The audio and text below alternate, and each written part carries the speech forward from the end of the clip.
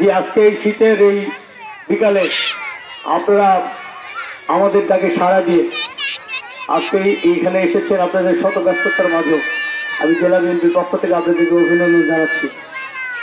আপনাদেরকে আমরা উদাত্ত আহ্বান জানাবো যে আপনাদেরই সন্তান, প্রিয় সন্তান জনাব তারেক রহমান, এই বগুড়ার মাটির সন্তান, ওনাকে আপনারা ধানের শীষ মার্কায় ভোট দিবেন।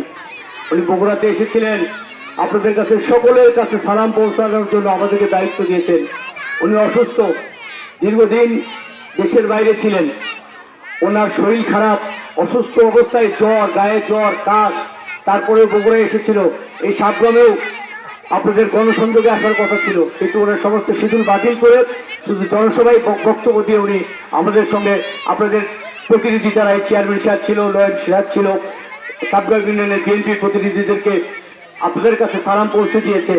বলছে যে আমি জনাব তারেক রহমান আপনাদেরকে, আপনারা আমার প্রতিনিধি, আপনারা প্রত্যেককে বাড়ি বাড়ি গিয়ে আপনারা মা বোনদের কাছে আমার সালাম পৌঁছে দিবেন এবং ধানের শীষে ভোট চাবেন। আপনারা বেগম খালেদা জিয়াকে ভোট দিয়েছিলেন, আপনাদের ভোটে বেগম খালেদা জিয়া এই বগুড়ার নির্বাচিত হয়ে উনি বাংলাদেশের প্রধানমন্ত্রী হয়েছিলেন। বগুড়ার উন্নয়ন জিয়া পরিবার করেছিল। ইনশাল্লাহ আগামী দিনে আপনারা ভোট দিবেন। ইনশাল্লাহ বগুড়ার উন্নয়ন নিয়ে আপনাদের ভাবতে হবে না, বগুড়ার উন্নয়ন জিয়া পরিবার করবেন। আমি বক্তব্য একটু পরে দিব, আপনারা একটু ধৈর্য সহকারে শুনবেন। সবাইকে ধন্যবাদ। আসসালাম।